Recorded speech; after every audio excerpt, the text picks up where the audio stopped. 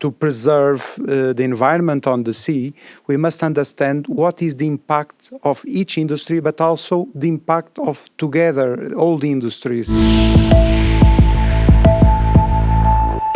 I'll talk now to Miguel Marques. He's an economist and partner at PwC in Portugal. He studies the sea, the economy of the sea, for 10 years. And Miguel, please explain to us this concept of economy of the sea, or blue economy. Lucian, there always has been activity on the sea. There always has been fishing, also shipping, shipbuilding. But nowadays, we need to understand more about the sea. We need to interconnect things, interrelate. We must have an holistic approach.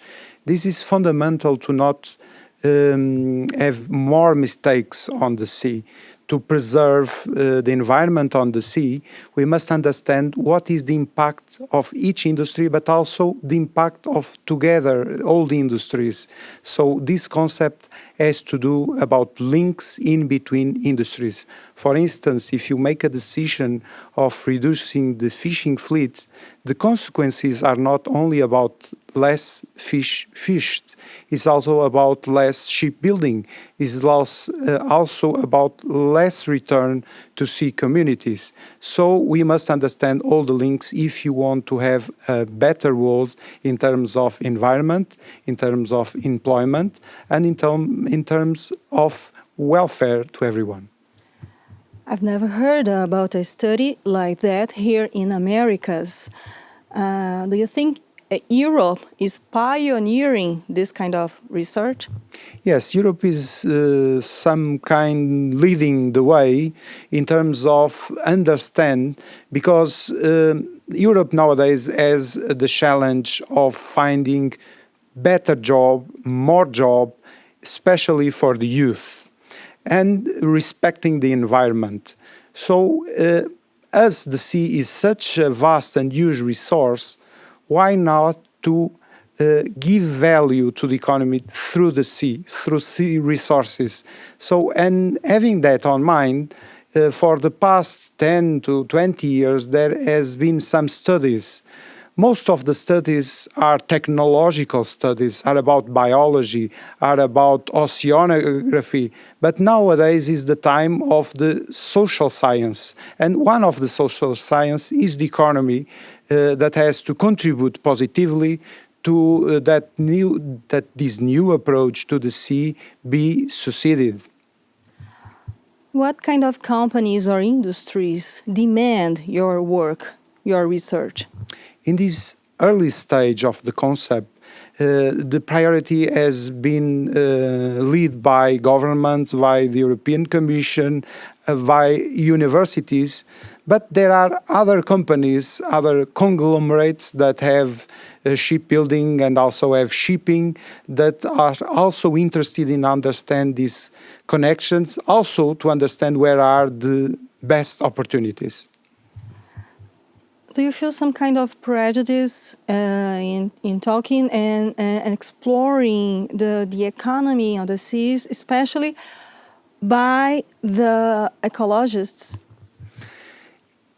We must understand that everyone has a point of view, and we must respect all the point of views to create common point of view. And there is the conservationist point of view, which is important, relevant to preserve and protect the sea. But we should not forget that humans need to live, need employments, need to have food, and mankind is growing. We are 7 billion or more than 7 billion, and we are climbing to reach 8 billion and 9 billion to 2050. So we must to find answers to global trends. Yes, conservationist is important to consider, but should not be the only point of view to consider. And we don't think that there is a barrier in between protecting and preserving environment and developing an economic growth. Because if we want a modern growth, we should use good environment to differentiate, to capture more value, to have better tourism, to have better food. So I see the ecology as complementary to the economy. Which countries or continents are ahead in exploring the sea economy? China is leading the way in terms of magnitude of industries of the sea. But when we look to the integrated approach, the holistic approach, we find, for instance, Norway, that is interrelating very well tourism with aquaculture. Or we can find in New Zealand a very, very good interaction in between sea sports activity like sailing and also the industry of specific shipbuilding for sailing sports. We can find also in Germany a perfect link in between the financing and insurance industry and shipbuilding and the shipping industry. So Europe, we can find some examples, some good examples, like I said, Norway or Germany, or also Ireland is also doing a huge effort to integrate a lot of the sea activities. And here in Americas, how economies are using exploring the seas? Let's talk more about Brazil in the second part of this interview, especially United States, Central America. What's your opinion about that? America knows and understands that have a lot of seas to explore. However, also have a lot of other priorities. As you know, is the new continent, so even in land there are opportunities. However, better conscience of the importance of the seas, not only as economic resource but also as identity, are in the mind of the people. So I have the expectation that America will give the steps that are needed to do to catch up with what Europe is doing on this field. Do you think it still has something about history that Europe has a tradition in navigation? I think all continents have tradition on the sea. If here in America, you find a lot of interconnection in between the indigenous culture and waters. And we have to have in mind that when we talk about sea here, we also include the inland waters like rivers or so. So yes, in each people, in mankind, there is an element of the sea. We used to say that all of we came from the water. So I think there is also that we are linked to the water. So that aspect of the issue also exists. Miguel, now a personal question. Why did you choose this subject to study? We in PwC believe that the sea and the economy of the sea is an answer to the challenges of nowadays. And we can give a contribution in terms of photographing it with numbers. If we feed society with quality numbers, we believe that society will take best decisions than decisions that would take without that information. So that is the main reason why we have this thought leadership project about the sea, because we think it is for mankind one of, I would say, top 5 main trends nowadays. And nowadays, what can you say about the most modern ways to explore the seas that are being developed in the world? The new uses of the sea are a very important part of this subject, because normally when we talk about the sea, we associate to fishing, to shipping.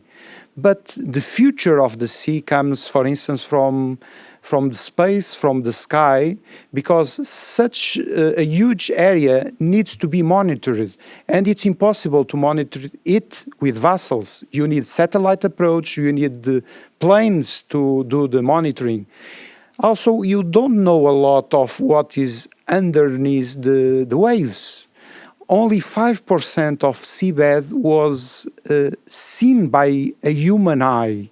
So there is a lot to explore. We don't have a map of how it is, the seabed. We know more about the moon than about our seabed on this deep sea waters.